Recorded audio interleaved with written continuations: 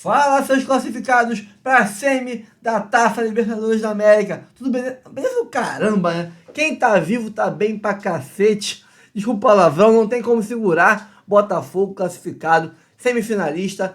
Vamos pegar aí Palmeiras, desculpa, Peñarol ou Flamengo. Palmeiras já rodou muito tempo. Já enterramos o caixão do Palmeiras da Libertadores. Vamos pra cima. Quem vier veio, vamos pra cima de qualquer forma. Botafogo jogou o que precisava jogar para ser classificado. Vamos parar com essa história de mas a gente jogou mal. Irmão, Libertadores a gente classifica. Libertadores a gente ganha. A gente não joga bem. Jogar bem é no brasileiro. Dá espetáculo é no brasileiro. Onde ganha o melhor time, ganha o time mais regular e tal. Libertadores passa quem teve mais gana, quem teve mais raça, mais empenho, mais frieza, mais tudo. Então o Botafogo conseguiu fazer o que precisava ser feito, classificar. E tá feliz? Segredinho. Nas semifinais vai ter Eduardo, Júnior Santos, Cuiabano e talvez Jefinho.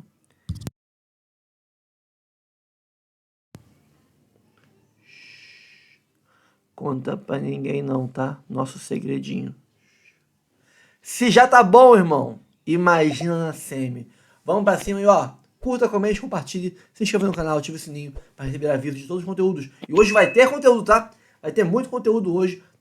Todos os canais vão falar de Botafogo. Então, vamos pra cima e bora pro vídeo. 35, estamos chegando com o troca de passes desta quarta-feira para falar sobre Libertadores. Terminou agora no estádio Cícero Pompeu de Toledo, o Morumbis. O São Paulo foi eliminado da Libertadores pelo Botafogo, mas foi no sufoco, hein? Nos pênaltis, o Botafogo venceu por 5-4 depois de um empate por 1-1 no tempo normal. Então, está definida uma semifinal, né, de um dos lados da chave da Libertadores. Teremos Atlético Mineiro e River Plate mais cedo, jogando na Arena MRV em Belo Horizonte. O Galo fez 2-0 no Fluminense e avançou. Então, Atlético e River Plate se enfrentam de um lado da chave da semifinal da Libertadores. Do outro lado, teremos o Botafogo aguardando o vencedor do confronto de amanhã entre Peñarol e Flamengo. Vamos falar muito sobre esses dois jogos envolvendo duas equipes brasileiras em cada um desses jogos. Então, falaremos bastante aqui a partir de agora. Espero que você continue com a gente até o fim do programa, porque tem muita coisa pra gente debater. Eu tô aqui com o Carlos Eduardo Mansur, tô aqui com o Alex e vamos começar a falar primeiro sobre esse jogo eletrizante, né? Para falar dos pênaltis cobrados por jogadores do São Paulo e do Botafogo, depois de um ótimo jogo, eu diria, no estádio do São Paulo. Mansur, boa noite. Boa noite, Felipe, Alex, todo mundo que assiste o Troca. Se a gente somar os 180 minutos, tá muito bem entregue a classificação ao Botafogo, né? O Botafogo teve uma superioridade enorme no primeiro tempo do Nilton Santos. O Botafogo, num segundo tempo, um pouco mais equilibrado, mas o Botafogo ainda era melhor time do que o São Paulo, embora o São Paulo tenha tido naquele segundo tempo a melhor oportunidade do jogo. O Botafogo foi claramente melhor no primeiro tempo dessa noite no Morumbis.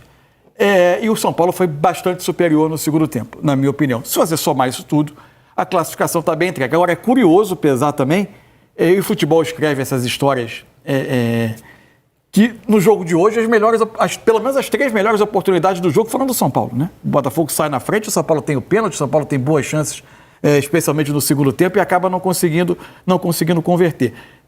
De todo modo, vai para a semifinal um excelente time de futebol que é esse Botafogo, e o São Paulo conseguiu, no segundo tempo do jogo de hoje, fazer algo que é bastante difícil, que é ser superior e empurrar para trás esse grande time do Botafogo. Mas no todo o Botafogo é melhor time, tem mais recursos, tem um investimento inclusive maior do que o São Paulo, e pelo que joga na temporada está muito bem colocado na semifinal da Libertadores. E pelo desempenho, passe Flamengo, passe Peñarol, para mim, será favorito nesse confronto da semifinal. Como já era contra o próprio São Paulo no confronto das quartas de final, né? Daqui a pouco vamos falar com detalhes para vocês sobre a classificação do Botafogo, né? Com 60 mil pessoas por lá, um ambiente incrível, como costuma ser o Morumbis em noite de Libertadores.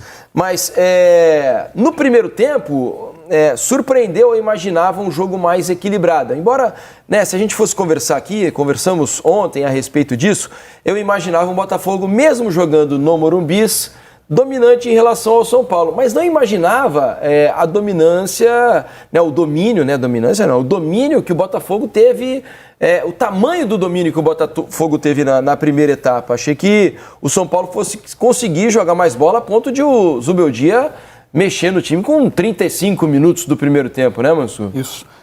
O São Paulo não via a bola. O São Paulo não conseguia lidar com a forma muito eficiente, muito eficaz do Botafogo pressionar. A saída de jogo do São Paulo, ela ficou muito prejudicada pela ótima pressão do Botafogo. A partir daí, ou o São Paulo esticava a bola, não conseguia ganhar o duelo, o Botafogo a partir daí, e aí recuperava e conseguia ir criando volume o tempo todo. Foi um primeiro tempo de domínio do Botafogo. Ainda assim, se a gente olha o lance do gol, a gente vai ver o Savarino desarmando o Luiz Gustavo. Isso. Se a gente pensa nos encaixes de marcação da pressão do Botafogo, de fato o Savarino era quem pressionava o Luiz Gustavo. Mas o lance não acontece numa saída do São Paulo, né?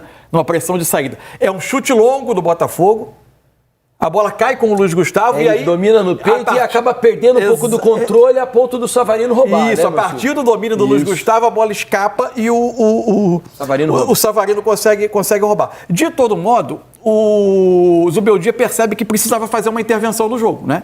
Porque o São Paulo não conseguia sair de trás. E o que eu acho que... Algumas coisas que eu acho que mudam a partida. Ele coloca o Luciano no lugar do William Gomes, o Luciano passa a ser o meia central, né? O Lucas vai para a direita. O Lucas vai para a direita. Inicialmente esquerda. O Rato vai para o lado esquerdo. Mas, principalmente, a grande mudança para mim é a partir da saída especialmente no segundo tempo, a partir da saída de bola. Que ele começa a fazer a saída de bola com o Rafinha mais os dois zagueiros e faz o Wellington ganhar muita altura já inicialmente. E isso começa a fazer os jogadores de lado do Botafogo, que normalmente já precisam trabalhar muito, começam a ter muito trabalho com ele. E o São Paulo, aos poucos, vai conseguindo ter escape nessa saída de bola. Por vezes, o Bobadilha vinha buscar essa bola junto com os zagueiros para fazer uma troca de passe e conseguir escapar. E por vezes, o Wellington conseguia sobrar pelo lado. O São Paulo vai conseguindo fazer o jogo e acontecer mais no campo do Botafogo. A gente comentava aqui ontem, o Botafogo é excelente com a bola. O Botafogo é excelente pressionando os adversários no campo dele, como fez no primeiro tempo, e dominou o jogo a partir dessa pressão.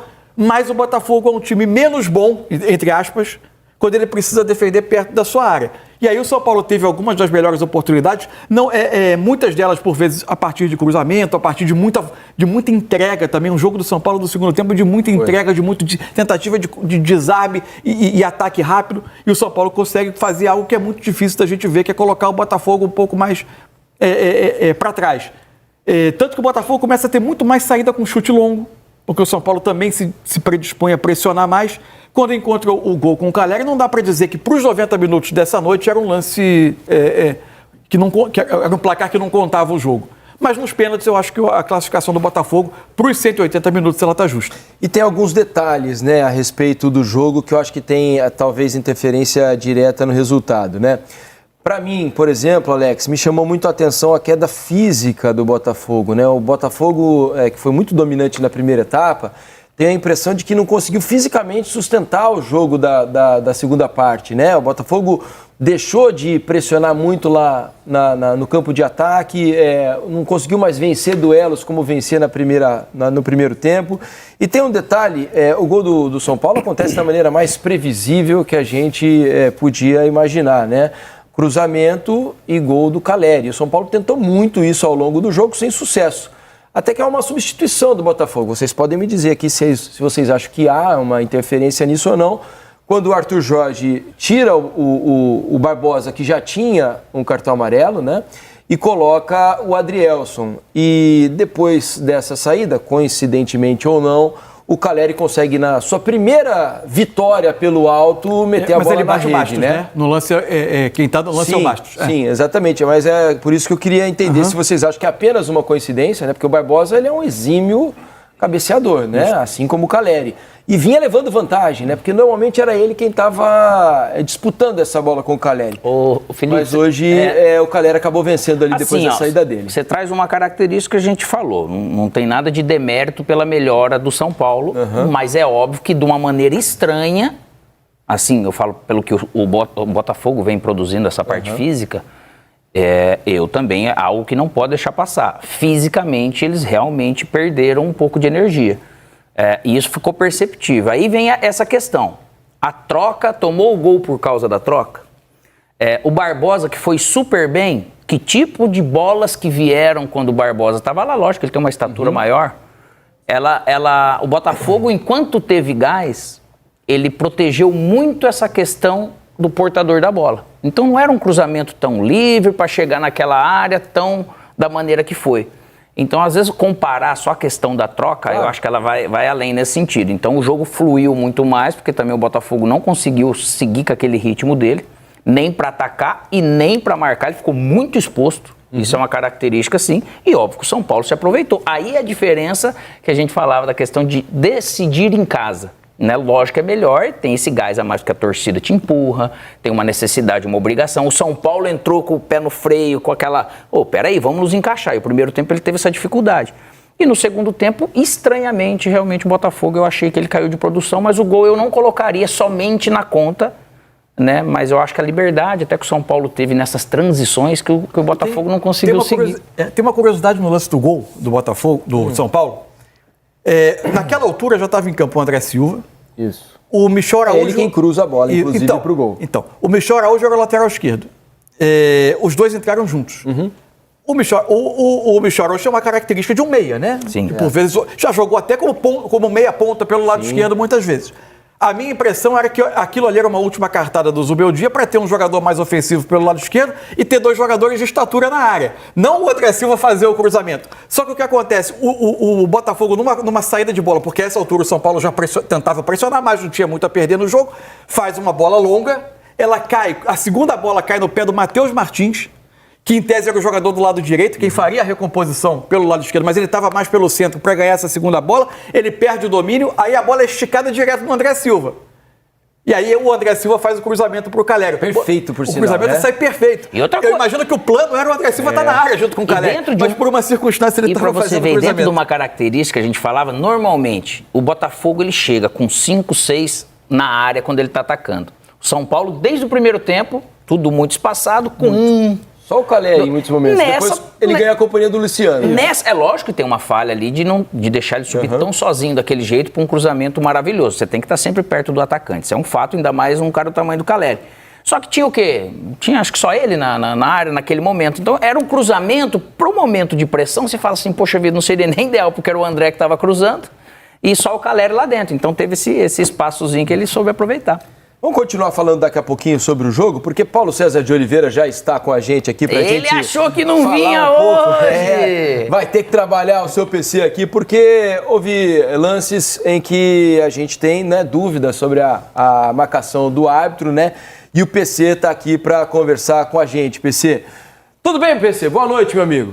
Boa noite, Diniz. Tudo bem, graças a Deus. Ótima noite para você também, para o Mansur, para o Alex. E para todo mundo que está em casa acompanhando o Troca. Vale a gente fazer a ressalva, né, PC, que a gente não tem as imagens do jogo de hoje, porque... Tô brigando com a câmera aqui. Eu olhei para cá, a câmera veio aqui. Eu olhei para cá, mas agora vamos na câmera certa. Elástico, aqui. Né? Eu sou dinâmico. O cara tem que correr atrás de mim, né? Ô, PC, vale a gente ressaltar que como a gente não tem os direitos da Libertadores aqui no Sport TV, a gente não vai poder mostrar as imagens como a gente costuma fazer quando o PC está aqui participando do programa. Mesmo assim, achamos importante trazer o PC, porque você que é São Paulino, botafoguense, o amante do futebol e que pôde assistir o jogo, né? O jogo passou na Globo, então você viu os lances e está aguardando os comentários. Então o PC está aqui para a gente comentar sobre alguns detalhes. PC, um lance que chamou a atenção durante a transmissão, ainda no primeiro tempo, foi uma joelhada, né, que houve ali num lance em que o jogador do Botafogo estava caído e vem um joelho ali no rosto, né, do jogador botafoguense. E os botafoguenses entendiam que talvez pudesse ter sido configurada ali uma agressão por ter sido né, uma joelhada proposital. É verdade que não teve muita força, né, mas é um lance proposital e os jogadores estavam querendo a expulsão do jogador do São Paulo. É isso, um jogo bastante movimentado, né, com a arbitragem do argentino Dario Herrera e com o VAR com o VAR mais experiente da América do Sul, o Mauro Viliano, que inclusive atuou nas últimas edições da Copa do Mundo. Deixa eu só fazer uma correção que eu falei ao contrário. Foi o Marlon Freitas, né? Quem acerta o joelho no rosto do Caleri ali, né? Isso, eu falei ao contrário, então era o Marlon Freitas ali que talvez pudesse ser expulso. Né? Na verdade, exatamente isso, né? Foi no momento que o jogo estava parado, que o Caleri já estava no chão. E uma coisa que a gente sempre comenta aqui é a questão que você deve sempre julgar a ação e não a consequência, né? Eu acho que esse lance ele vem à tona justamente por conta da expulsão do fim de semana do Carlinhos, naquele enrosco ali com o Kahneman, né? No entreveiro com o Kahneman, que a gente trouxe aqui, que claramente o Kahneman teve uma ação de simulação, de supervalorização da ação do Carlinhos, mas teve a ação. É isso que você tem que julgar, que teve, na minha visão, uma ação clara do Carlinhos ali, que se incomodou com a presença do Kahneman e acabou atingindo o rosto. No lance de hoje eu entendo completamente diferente. Acho que o Caleri estava ali no chão, o Marlon Freitas se aproxima dele naquela questão de aproximar, teve o contato sim, mas eu não vi ação do Marlon Freitas para dar a joelhada, e isso foi exatamente até teve uma reação ali do Caleri, mas não tem o movimento da joelhada, da conduta violenta. Por isso que eu entendo que a conduta da arbitragem ali foi correta no jogo de hoje. Mas para provocar o adversário, né? Foi mais uma provocação. Chegou para fazer uma presença, né? Para se colocar ali, o Caleri tentou aproveitar a proximidade. Aquela cheirada na patela ali, vamos dizer, né? Tá certo. E agora o lance que é o mais polêmico da partida, né? O pênalti que foi marcado a favor do São Paulo, numa cabeçada muito próxima, né, PC? Você sempre costuma dizer da proximidade da ação do atacante em relação ao defensor. E ali era coisa de centímetros, né? A bola realmente pega no braço do Barbosa. E alerto para mais um detalhe: quando a imagem se aproxima, depois do toque no braço do Barbosa, há um toque com a mão do Lucas. A bola bate na mão do Lucas e sobe mais um pouquinho. Queria ouvi-lo sobre a tua interpretação, PC. Então, esse foi um lance, Diniz, bastante complexo, que eu analisei durante o jogo. Depois, no intervalo, nós tivemos na TV Globo uma imagem que era exclusiva nossa, porque apesar, como a gente tem o direito na TV aberta, no intervalo a gente rodou uma imagem que era exclusiva nossa, e aí eu, em comunicação com o nosso time lá da coordenação, voltei com o nosso time de operadores aqui para avaliar a jogada. E para mim, desde o primeiro momento, e eu pude confirmar isso depois, o pênalti foi do Bastos e não do Barbosa. Isso. Né? Inclusive o árbitro sinaliza quando ele sai da cabine do VAR. O cartão amarelo para o Barbosa foi por reclamação, porque com a mudança da regra, quando o jogador, mesmo que se o pênalti tivesse sido do Barbosa, com a mudança da regra, quando ele está ali disputando a bola e a bola bate, tem um toque que é involuntário, você só marca a penalidade e não aplica o cartão. O cartão só deve ser aplicado quando o jogador deliberadamente, que a gente sempre cita, né? A mão do Suárez vai lá com a mão até a bola. E no detalhe, com essa câmera exclusiva nós da TV Globo, que eu tive a oportunidade de avaliar, a bola não bateu no braço do Barbosa, porque se tivesse batido na mão do Barbosa não seria pênalti, porque ele estava numa ação de disputa com o braço bem recolhido. A bola bateu na mão do Lucas. O Lucas cabeceou a bola bateu na mão do Lucas e depois no braço do Bastos. Mas você não acha que foi o contrário? Porque a imagem é essa aproximada, eu tive a impressão que ela bate primeiro no Bastos e depois no movimento em que o Lucas está subindo a mão assim, dá uma resvalada na bola e ela sobe um pouco mais. Não, foi diferente. Eu fui lá no detalhe com a ajuda dos nossos operadores e com essa imagem exclusiva nossa da TV Globo. Após a cobrança do escanteio, o Lucas subiu para cabecear. Ele cabeceia, a bola bate na mão do Lucas e aí o toque na mão do Lucas é acidental, não é faltoso. Só seria faltoso se após esse toque na mão dele a bola entrasse diretamente no gol ou criasse a chance imediata. Ele cabeceou, bateu na mão, sobrou e aí imediatamente se ele fizesse o gol imediatamente. Aí esse toque na mão dele que foi de segunda regra, involuntário, foi acidental, ele não é faltoso. O pênalti foi do Bastos, que ao subir na primeira disputa, ele perde o tempo, não cabeceia, e aí ele está com o braço aberto, esse é até o sinal que o árbitro faz na saída, depois da saída da cabine do VAR, e com esse, mesmo estando de costas, mas com esse braço aberto, ampliando o espaço do corpo de maneira antinatural, o jogador assume o risco da bola bater no braço. Então, a penalidade foi do Bastos. Inclusive, na transmissão, a gente ficou com essa dúvida do Barbosa ou não, mas ela não bateu na mão do Barbosa. A ação do Barbosa era de disputa, numa ação normal ali de disputa.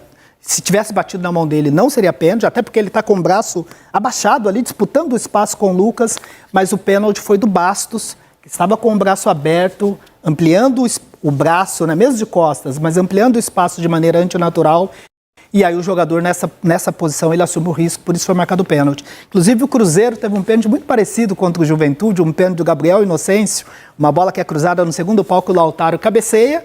O Gabriel Inocêncio, ele perde o tempo da bola e depois do cabeceio do Lautaro, ela bate no braço do Gabriel Inocêncio e foi marcado o pênalti. Então é um lance assim que muitas vezes a gente fala assim, o jogador de costas não tem intenção, não pode ser marcada a penalidade, mas o tempo da bola e não cabeceia e depois ele tá com, e o Bastos inclusive, a gente fala, será que foi para se equilibrar? Nem foi um movimento tão desequilibrado, porque o braço esquerdo dele estava abaixado, né? O braço esquerdo abaixado e o direito muito aberto, ampliando o espaço do corpo, e o pênalti, na realidade, foi do Bastos. E essa, inclusive, foi a sinalização do Dari Herrera quando ele saiu da cabine do VAR, indicando, o Marlon Freitas até contestou, né, dizendo que tinha batido no ombro, mas a bola bate efetivamente naquele braço aberto do Bastos. Você achou correta a marcação? E na minha avaliação, o pênalti foi bem marcado. Um lance muito assim, no detalhe, que eu vi durante o jogo, depois no intervalo, principalmente depois que rodou a nossa imagem exclusiva, eu fui de novo com os nossos operadores que me auxiliaram, e aí eu ratifico assim que realmente foi bem marcado o pé. Rapidinho, 2 observações aqui para te ouvir também sobre isso. A questão da distância, a cabeçada ter sido muito próxima, né? Porque estava a centímetros ali a cabeçada do braço do Bastos.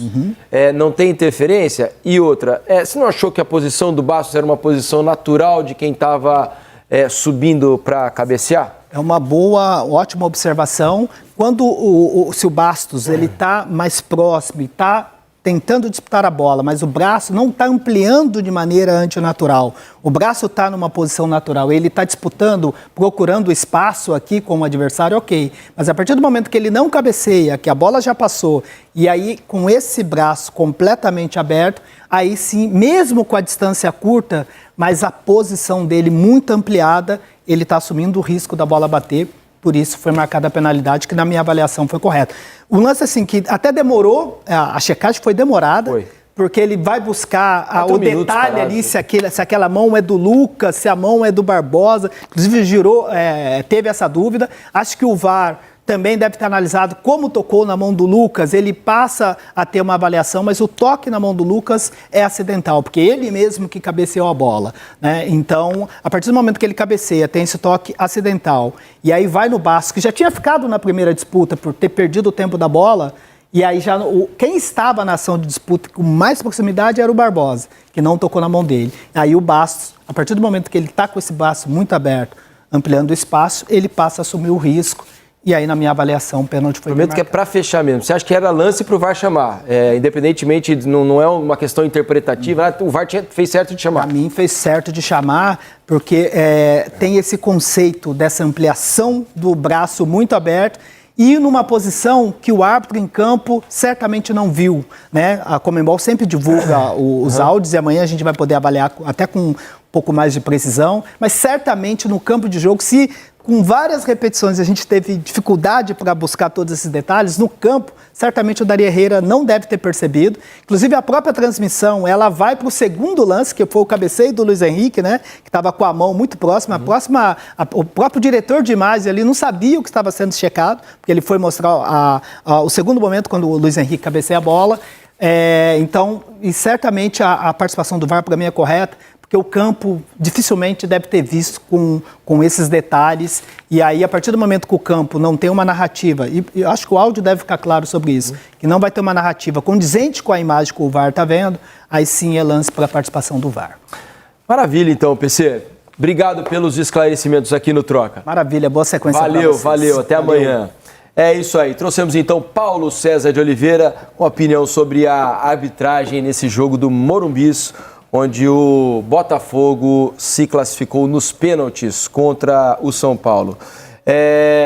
Vamos mostrar os números do jogo aqui para vocês, né? Para a gente tentar detalhar o que aconteceu, se os números explicam realmente o que aconteceu nesta noite lá em São Paulo. Olha só, posse de bola, né? Como o São Paulo ficou um pouco mais com a bola, 56% a 44%.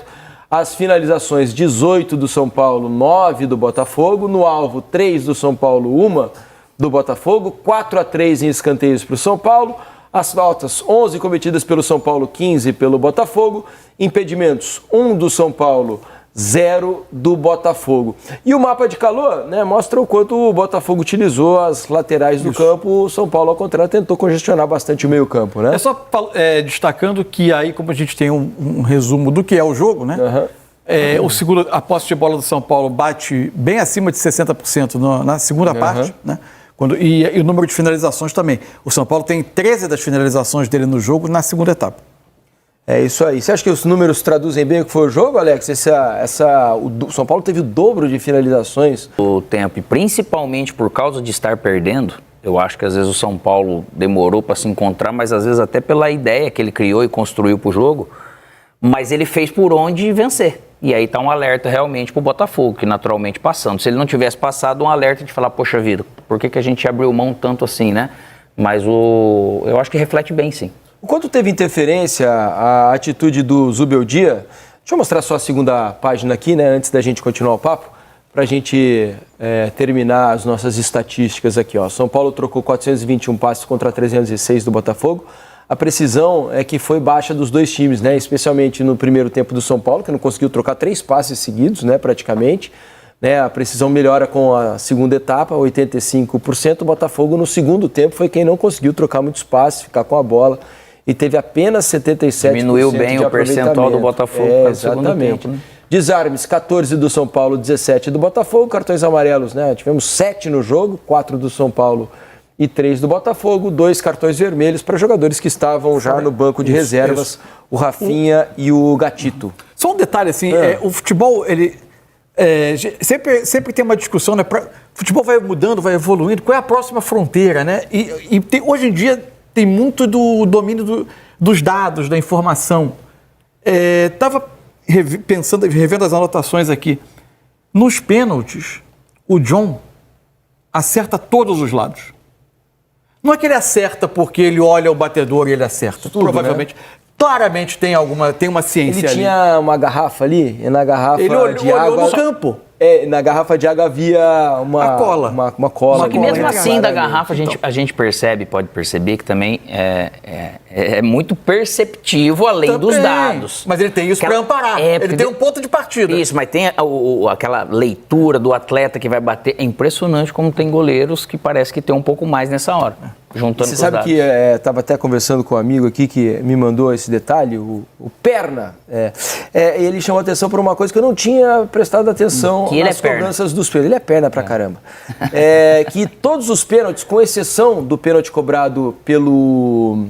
Qual foi o último pênalti mesmo do Botafogo? O último pênalti do Matheus Martins. Com exceção do Matheus Martins, todos os outros pênaltis foram batidos de maneira cruzada.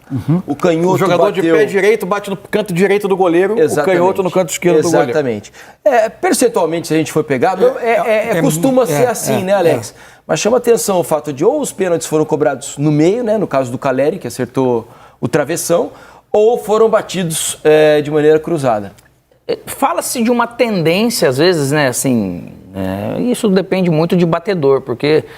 imagina, se você gosta de bater ela chapada aqui no chão, eu falo para você mudar, bater cruzado, alta, né? Então tem um pouco disso. Só que normalmente, por mais que se treine, assim, meses, para você às vezes ter uma competição por pênalti, 2, muitos ali não estão acostumados com esse momento, né? Então o cara tenta encontrar uma forma segura.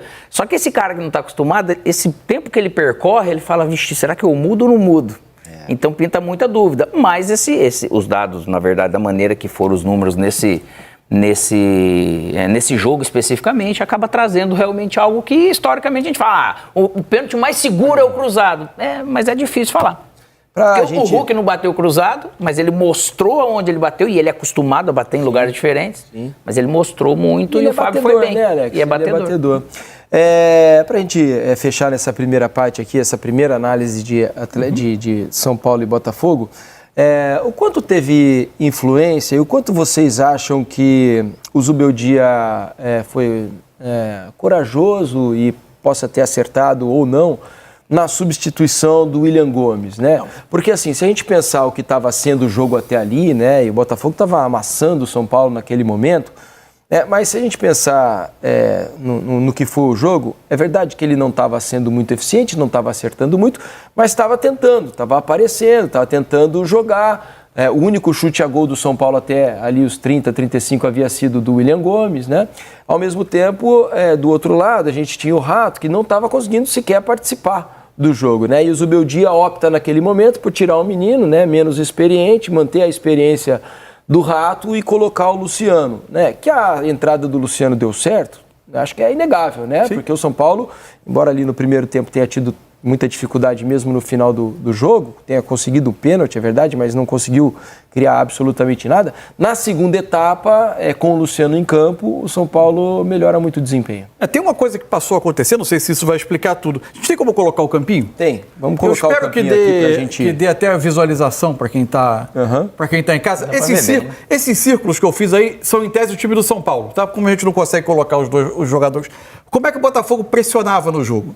Quando a saída de bola, o Almada vinha aqui, o Igor Jesus, depois do primeiro passe do Rafael para um dos zagueiros, de preferência para o zagueiro mais pelo lado direito, o Igor Jesus saltava nele, o Luiz Henrique vinha por dentro para pegar o outro zagueiro, Savarino com o Luiz Gustavo, Marlon Freitas vinha no Bobadilha, Gregory no Lucas, ficavam 2 zagueiros do Botafogo contra o Calério para ter uma sobra, o Vitinho no jogador do lado esquerdo, que era o William Gomes. Então, o Botafogo meio que imprensava o São Paulo contra essa lateral do campo aqui. E quase sempre você não tinha ninguém. Quem tava, o homem livre era o Wellington do lado oposto. Mas a pressão do Botafogo impedia de fazer essa mudança. Quando veio o segundo tempo, o que o Zubeldia, para mim, ele fez?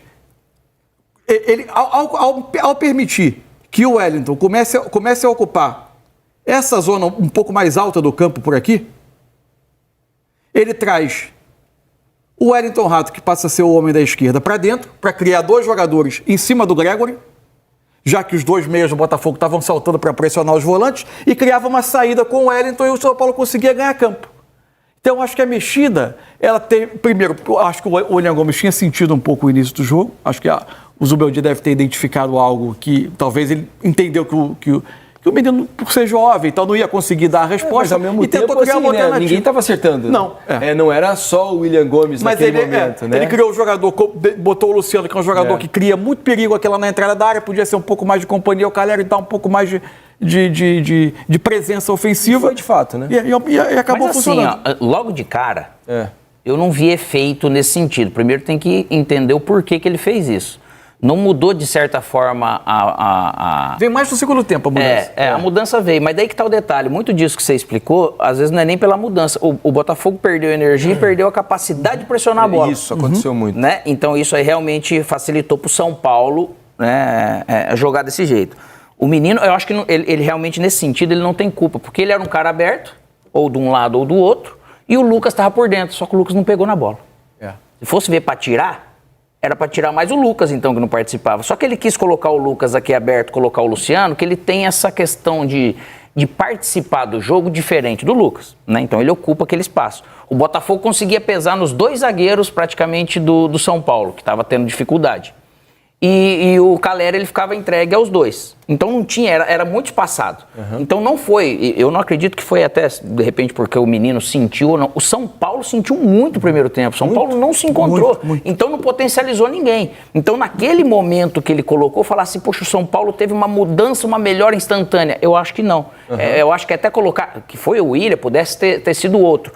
mas também de ter esse jogador que tem esse peso de ficar bem posicionado, de ajudar realmente o Calleri, porque estava muito espaçado nesse sentido. Mas o Lucas não pegava na bola porque a pressão do Botafogo era muito boa. Forte. E muito bem feita, né? Muito bem feita. É muito quando o Botafogo consegue e que encaixar gasta essa pressão. energia. Claro. É o que eu acho que fica de preocupação, né? Uma pulga atrás da orelha do torcedor do Botafogo para a próxima fase, por exemplo, é a questão do segundo tempo, né? Porque contra o Palmeiras, o Botafogo, depois de um primeiro tempo razoável, né? Contra o Palmeiras ali, até de algum equilíbrio, o Palmeiras foi melhor, mas o Botafogo não foi amassado no primeiro tempo pelo Palmeiras.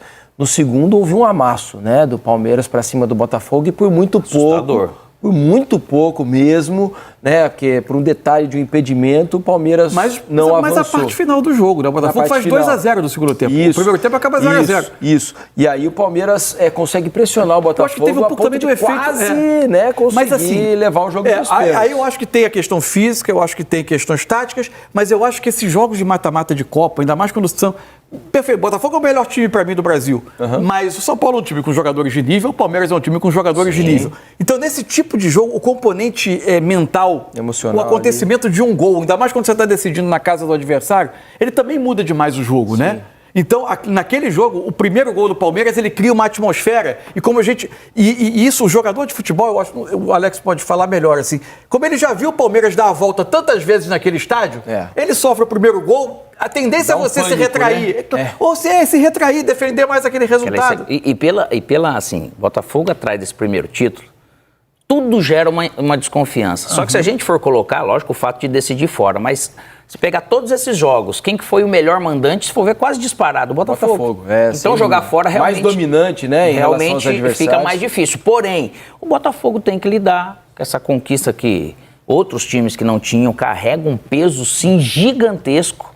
E eles vão ter que equacionar isso, porque agora realmente chegou num ponto que eles estão perto de fazer essa história. E vamos lá, né, gente, assim... O que é controlável para um time de futebol, que é o bom trabalho, a parte tática, a qualidade técnica, a montagem de elenco, alto investimento, tudo isso está lá. O alvinegro que ainda pensava no imponderável, nas coisas que deram errado no passado, vou fazer o jogo com o Palmeiras. Foi no detalhe. No detalhe, caiu pro lado do Botafogo. Fim de semana passado, um jogo que terminou por ser mais equilibrado até do que se podia imaginar. Uma roubada do Gregory decidiu no final do jogo, no detalhe, quase. Caiu pro lado do Botafogo. Hoje foi pros pênaltis, veio pro lado do Botafogo. Fora o pênalti perdido. Fora o pênalti perdido. Lucas. Então as coisas acontecem a favor também, gente. O trabalho, alguma hora, também é recompensado. E nem tudo da gente colocar essa questão como se fosse um fantasma emocional por fragilidade fora do normal. Muitos nem estavam, né? É isso. Daqui a pouco falaremos mais sobre esse jogo, a classificação, né, do Botafogo em cima do São Paulo, lá no Morumbis. Vamos ao primeiro intervalo aqui do Troca de... Bom, pessoal, é isso. O Botafogo se classificou. O Botafogo teve ali seus problemas no jogo. Algumas atuações ali meio abaixo. Mas teve jogadores que, cara, o que joga esse tal de Thiago Almada? Desfrutem de Thiago Almada, cara. Vá ao estádio assistir o Botafogo por causa do Almada também, tá? Porque o cara é muito diferente. Ele é diferente. Eu fiz um vídeo lá atrás falando só do Almada, pra gente ter calma com o Almada. Estavam falando que ele era pipoqueiro igual o Luiz Henrique e não sei o que. Eu pedi calma. E o tempo sempre tem razão. Assim como ele provou que o Luiz Henrique é um baita jogador e tínhamos que ter calma com o Luiz Henrique, tá provando que o Almada é um baita jogador e tínhamos que ter calma com ele também. Ele foi até mais rápido que o Luiz Henrique. Ele demorou menos tempo para mostrar que ele é diferenciado do que o Luiz Henrique. E o povo tava já criticando ele, martelando em cima dele. O Almada joga muita bola, cara. Muita bola. E, pô, a bola que ele botou no ângulo, no pênalti que ele bateu, o quinto pênalti, que era perder e acabar, foi lá, botou na gaveta. O risco de perder enorme. Personalidade, indefensável. Pô, o jogo dele, no primeiro tempo, absurdo. O cara é muito monstro, muito monstro. Então, focando no classificado, vamos aí hoje analisar quem passa de Flamengo e Peñarol, estudar o adversário. Não vou... Lógico, é sempre bom ver o Flamengo se ferrando, né? Ver o Flamengo perdendo é sempre bom. Mas, sinceramente, eu acho que eu prefiro o Flamengo do que o Peñarol. Mas, dito isso, quem vier veio, a gente vai amassar quem vier. Vamos pra cima. Fogão é isso aí, fogão é... Não for sofrido no Botafogo, não tem isso? Então é isso aí. O que importa é passar e dar... e pra quem fala que o time de 2023, isso aqui, os caras entram, pipocam. Marçal entrou, bateu um pênalti com personalidade. Danilo deu show na batida de pênalti dele, tá? Já provocou o goleiro, destabilizou o goleiro ainda. Tietê abriu a cobrança com maestria, ótimo pênalti. Os caras foram lá e bateram com personalidade e garantiram ali cada um seu pênalti, sem nenhum risco, deslocando o goleiro com personalidade, boas batidas. Então, parem com essa porra de e os caras de 23, os caras de 23. O Arthur Jorge deu o recado, 23 acabou, tem 10 meses já. O time é outro, o mental é outro, a comissão técnica é outra, a realidade é outra. O Botafogo é outro. Mas jogador tal, dane-se, ele está em outro time, em outro contexto. Então, como ele pediu para esquecer em 2023, você também esqueça 23. O Botafogo é um novo Botafogo e precisa do seu apoio. Todo mundo é importante. Do primeiro jogador escalado de titular até o último reserva. Todo mundo entra e vai ter importância nos nossos futuros, se Deus quiser, títulos brasileiro e da Libertadores. Então eu fico por aqui. Promessa, tá? Para ficar registrado. Se o Botafogo ganhar a Libertadores, aqui atrás, eu vou ter que mudar o layout aqui do canal para aparecer mais, né? Aqui atrás terá a taça da Libertadores em tamanho real, 13 quilos, 50 centímetros, eu acho, uma coisa assim, 80, não sei. O tamanho normal dela, réplica idêntica aqui atrás. Já olhei preço, mandei o cara deixar no... ativa aí uma notificação que se ganhar a Libertadores, você me chama no direct que eu vou encomendar a taça com tudo tem direito para passar em 10 vezes sem juros. Vai ter uma taça da Libertadores aqui atrás, se a gente for campeão da Libertadores. Então é isso, pessoal. Fico por aqui. Espero que tenham gostado do vídeo. Curta, comente, compartilhe, se inscreva no canal, ative o sininho para receber avisos de todos os conteúdos que pingarem aqui no nosso canal. Notícia do Fogão. Eu sou o Rafael, fico por aqui. Até o próximo vídeo. Chupa, secador!